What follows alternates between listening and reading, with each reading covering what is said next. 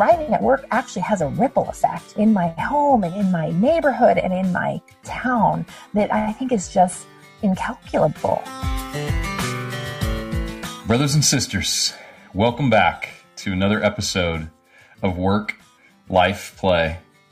My guest today and fellow curated amazing human is Moe Carrick. Moe Carrick is a speaker, consultant, facilitator, coach, author, and is passionate about creating workplaces that people love and thrive. So I have a deep passion myself about, I just was listening to a podcast yesterday.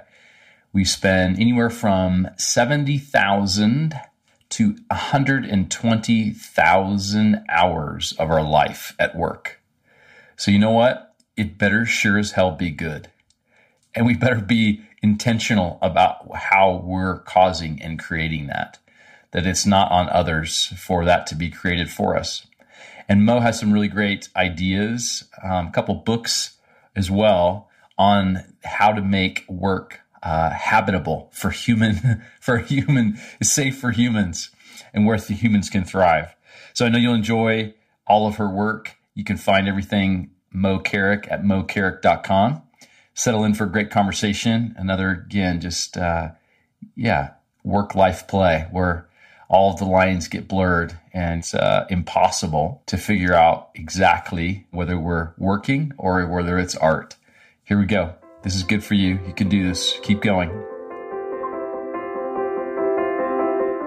On your site, you say, my work is dedicated to helping leaders make workplaces fit for human life.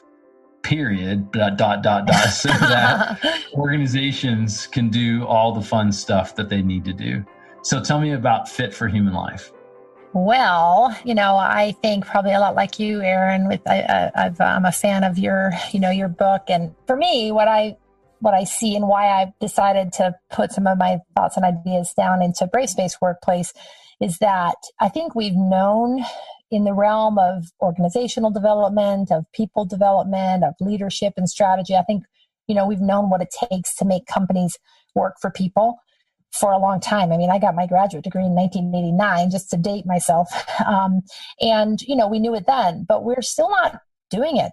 We still see globally and certainly here in North America, a vast majority of employees who are reporting feeling, unengaged and disenfranchised, and in some cases, harmed and diminished by the dynamics that they experience at work.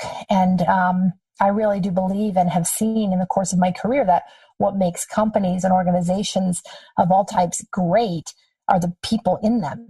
And so if the people in them are only firing on 20% of their capacity, then it doesn't benefit anybody. So I think, when I say fit for human life, I'm really looking at what are the conditions under which humans do well, and how do companies design themselves to be more suited for us, in a nutshell. So if you're the resident expert in the house then on what does make it suitable for humans to thrive, what have you found out? What do you know?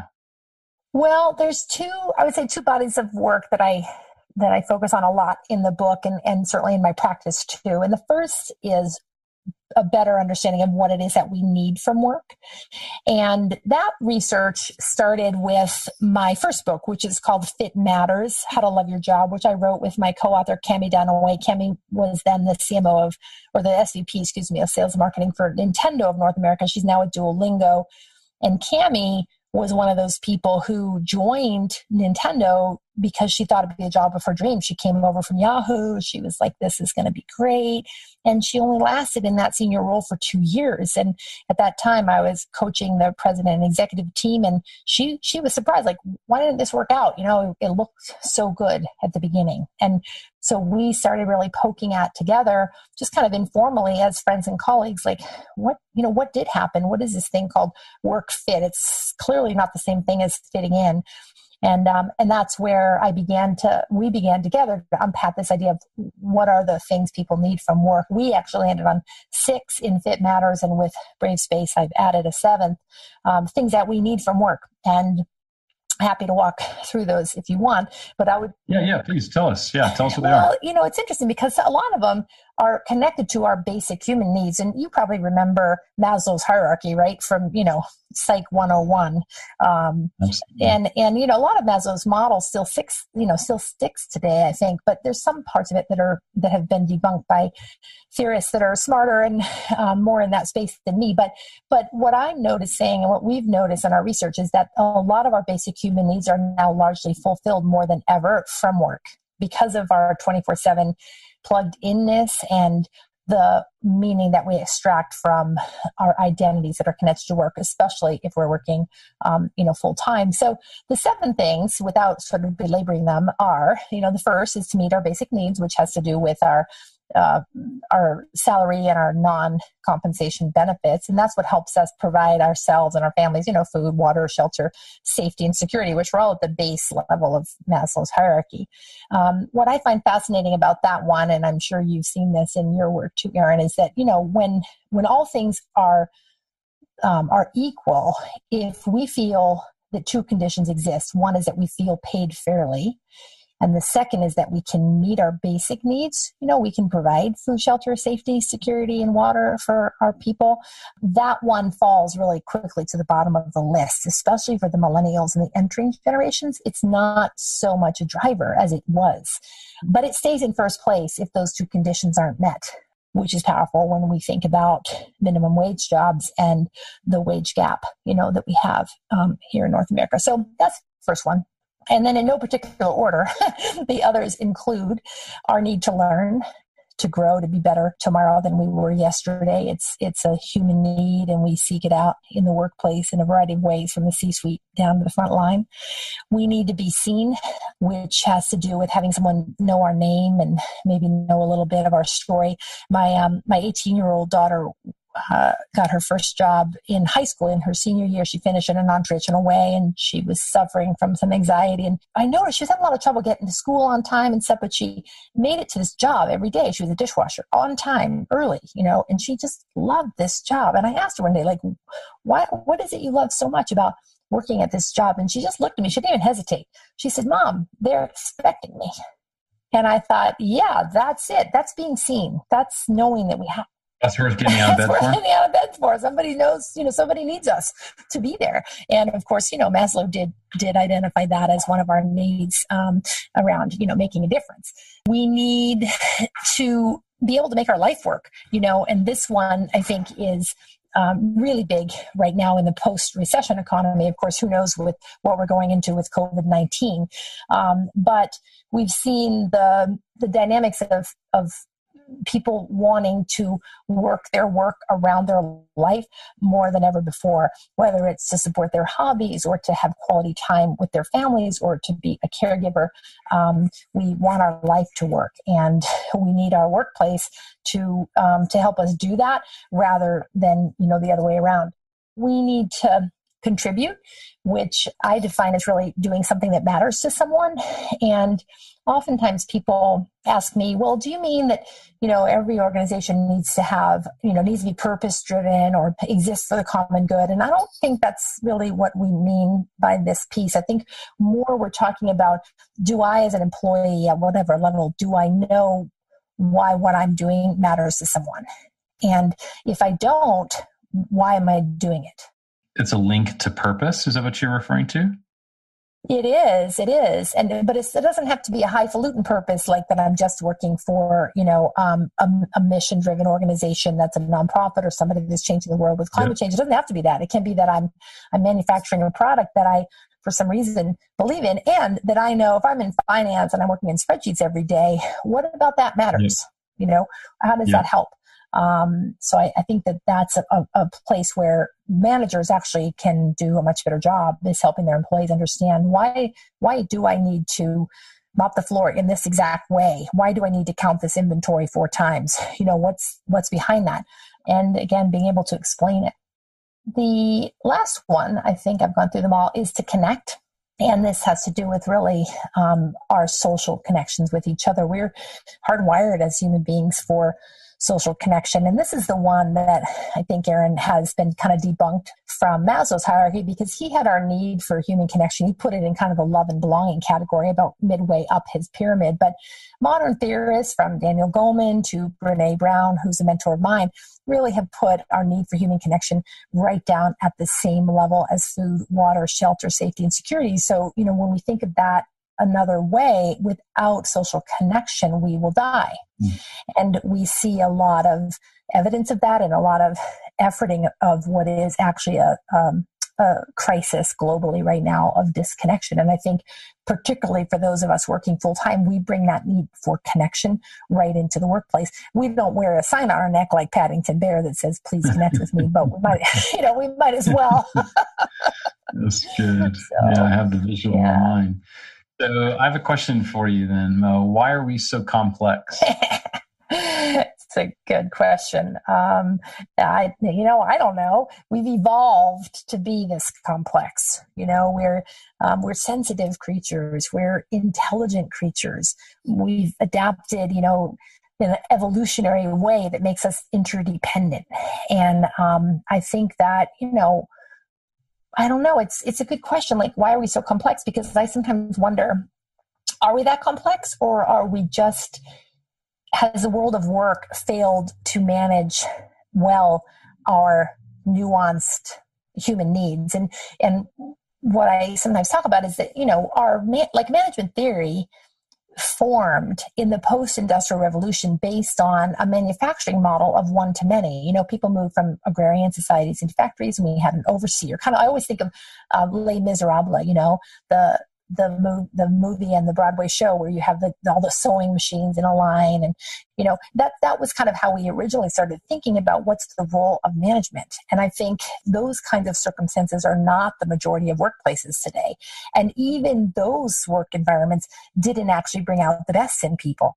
People were caused harm by some of those really brutal work conditions, which is why, unions developed. So I sometimes wonder, are we, we are complex, but are we just, are we fairly simple, but our needs are nuanced to meet?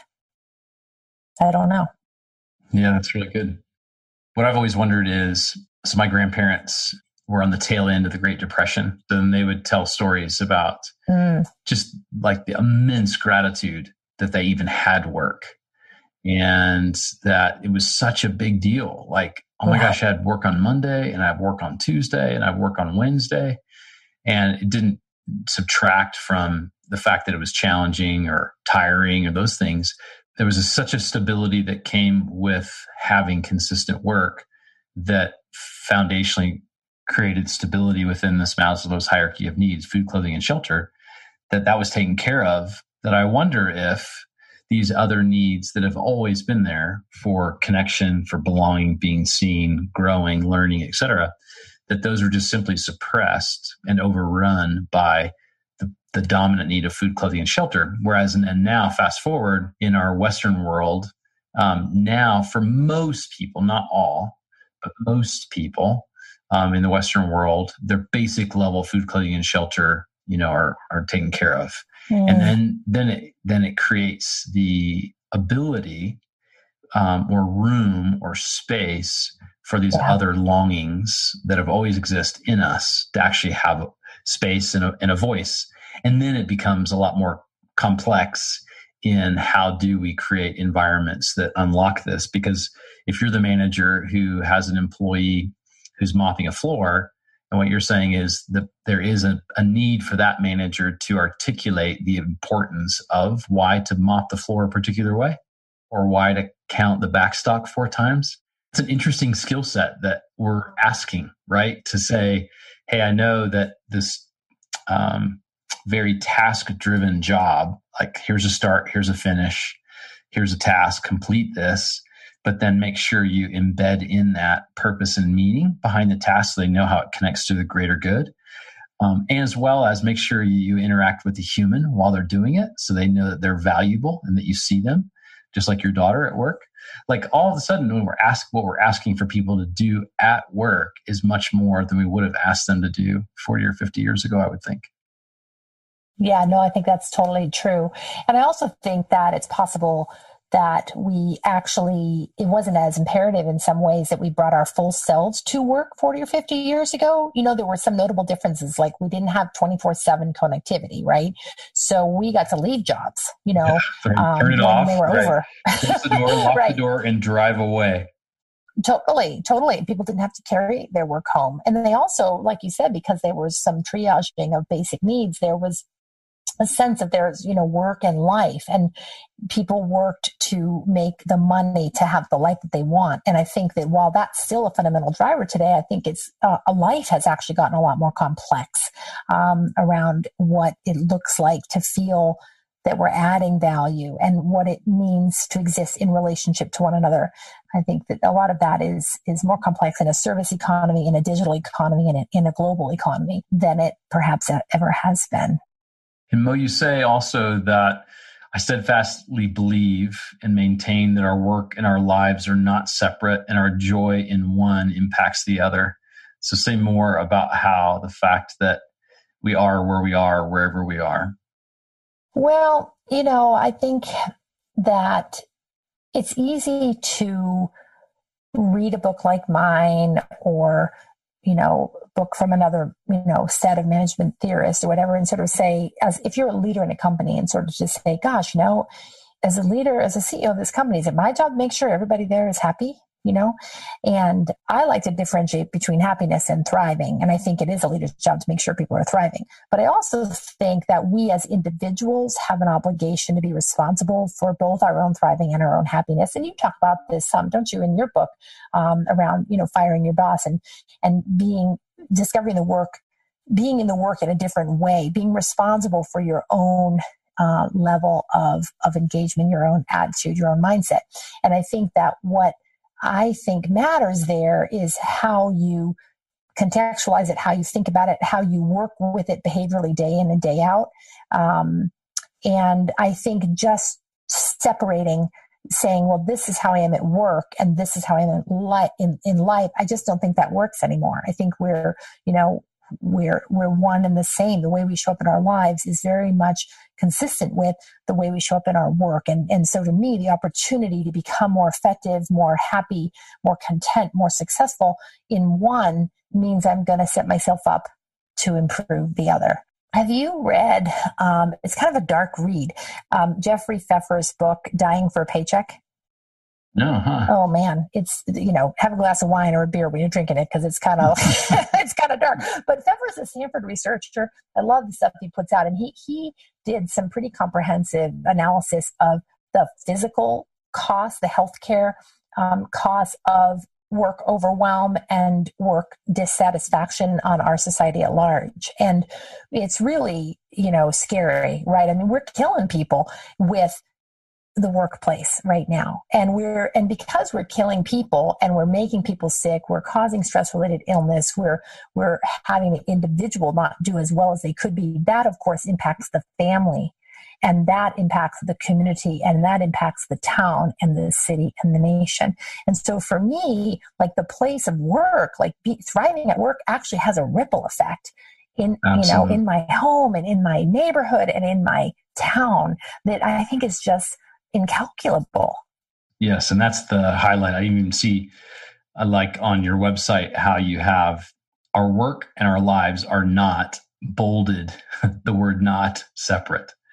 Yeah, and that our joy in one impacts the other. And you're right. I think that what we'll see as we fast forward a decade or maybe two is that we'll have more and more and more and more proof and data how they aren't separate and how harming, wherever there's harm happening in our lives, whether it's in our community, in our marriages, in our, our diets, our sleep patterns, our social media intake, our work hours, our work environment, all of these things, I think we're just going to find more and more proof over time how it's all connected. And that back to the question of what does thriving look like? And I find oftentimes that it's more helpful to start with that question of, if you start with the end in mind, if you start with the designing for the outcomes, what would it look like to bounce out of bed and be in a place that you, in your life, in the whole of your life, relationally, wherever you were, you found that you were in life-giving relationships, be seen, connected, to grow, to learn, have basic level needs met, those kinds of things, making a difference, having an impact. Well, what would that look like? And then all of a sudden you can then apply that to these different networks that we live in. So whether it's the work network where we actually drive to a job, if that's how some people work, or if it's in the community, the neighborhoods, and all of a sudden you can begin to architect and engineer what might that look like versus the dying for a paycheck.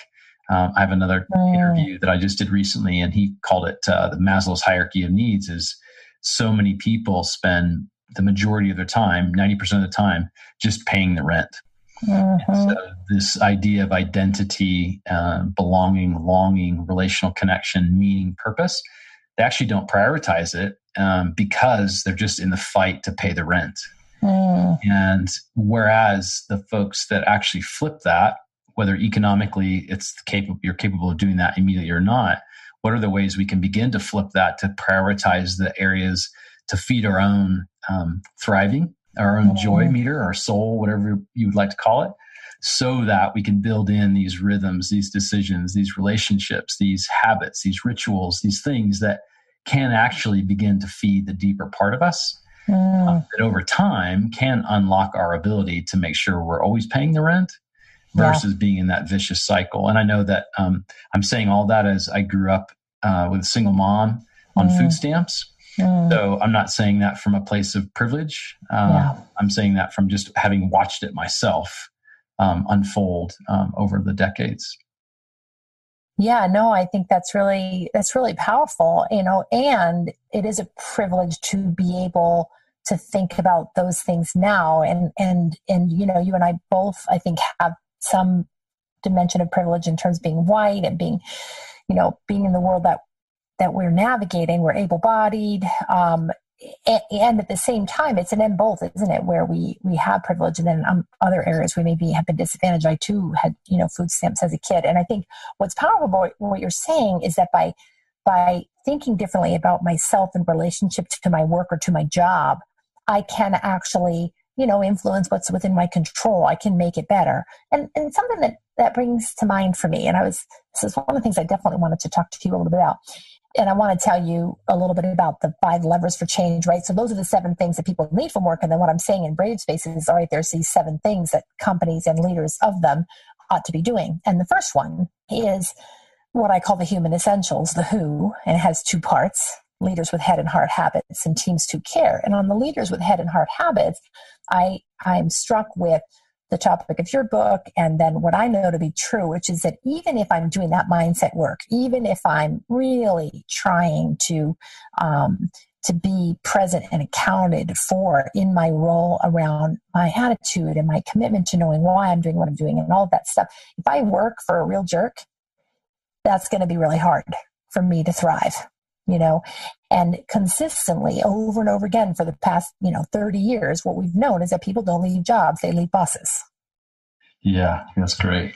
So that role becomes super important in terms of what both of us are saying, isn't it? Around who you immediately work for has a huge impact on the level of satisfaction and contentment you might derive from that work. When I say that out loud, and I think about that, it makes me think that for an employee, not someone who's in a leadership role, that makes it important for me to think about how do I develop a good relationship with my supervisor, a healthy, authentic, wholehearted relationship, which can be scary because of the power dynamic.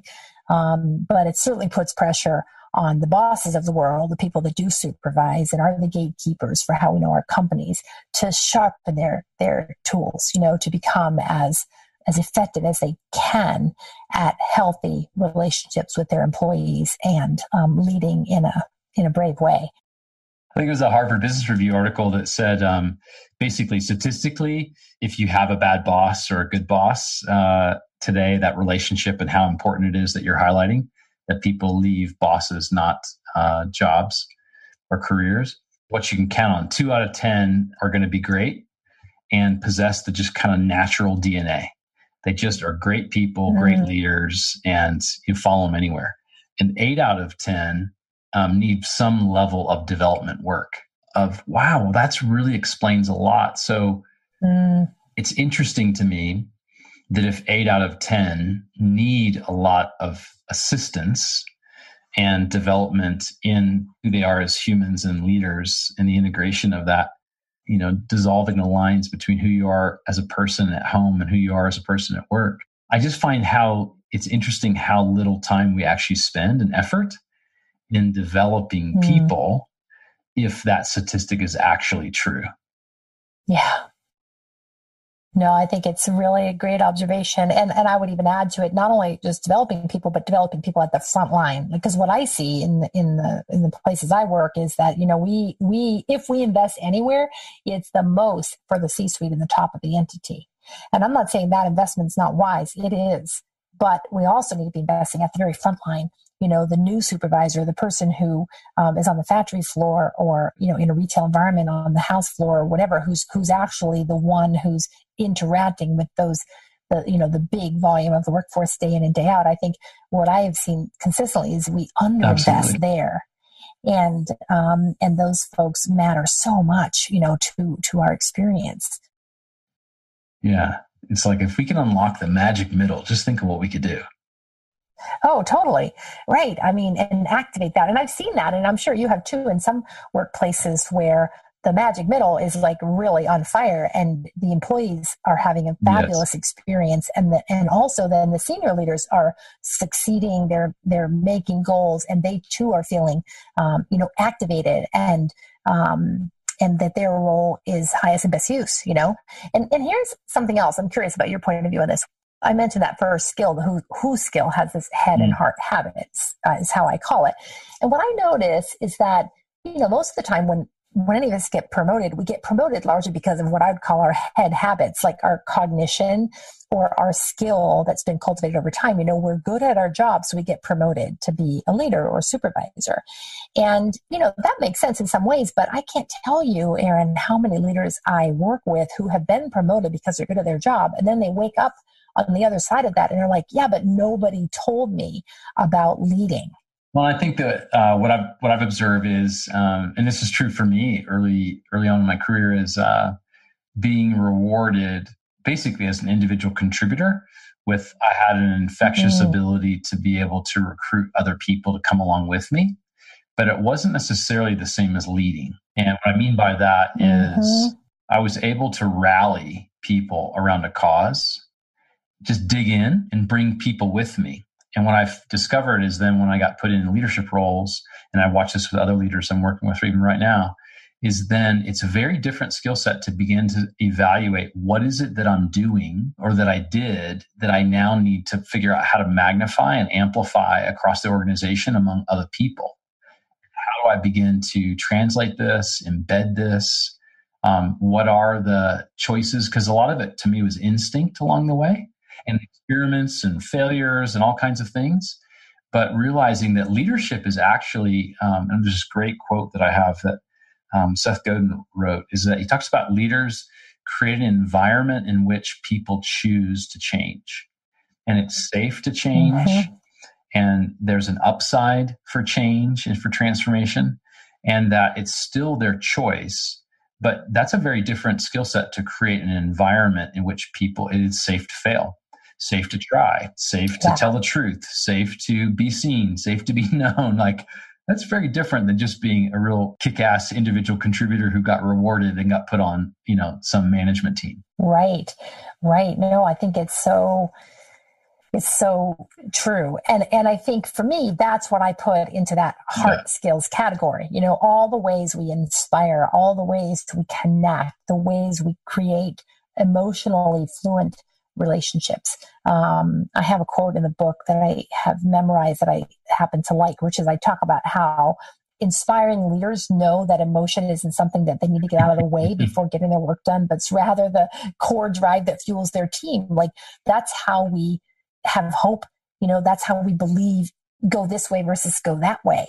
And I think those skills aren't cultivated in business school, and they're not cultivated in grade school and in high school. And they weren't needed or necessary to get where they are today oftentimes. So then it's a disruption. I was at a workshop with an executive team recently, And this was, I don't know, maybe a couple months ago. And one of the leaders said, I don't know why we're talking about feelings at work. It was so great. It was for such a great conversation. It was like, oh, I'm so glad you mentioned that.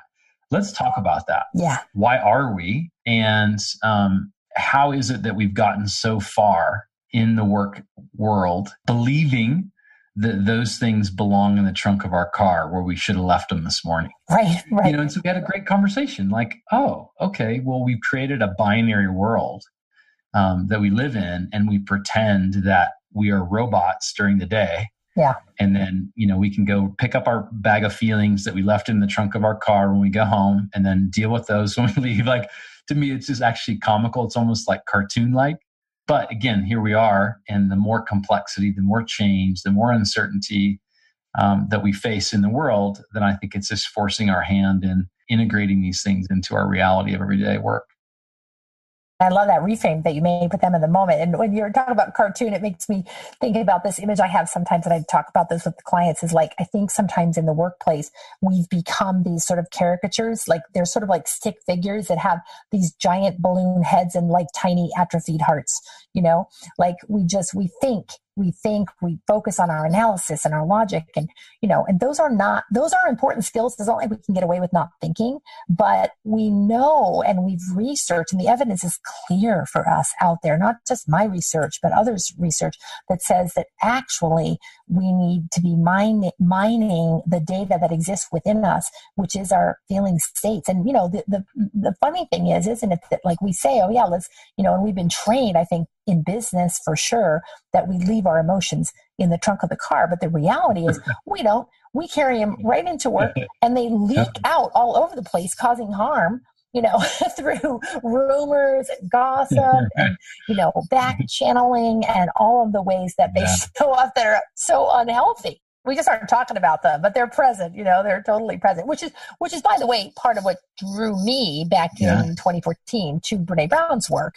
I think that, she's one of the real heroes out there who's articulated through her research and with her team an approach to making it easier to recognize emotional intelligence as a leadership skill through the lens of courage, because somehow when we talk about courage and we introduce vulnerability based on Brené's research, I'm noticing that people are a lot less resistant. Somehow it doesn't feel so touchy-feely, because it's like, oh, this is about courage. I got to be courageous as a leader. Yeah, well, that means you have to be an emotional being. You have to know what you're feeling. You have to notice other people's feelings. And, I'm very grateful to her and her team for that body of work that helps all of us.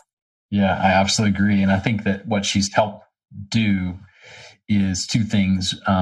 Because it's data driven, then it helps a lot of people rationalize the proof behind why it's meaningful and valuable.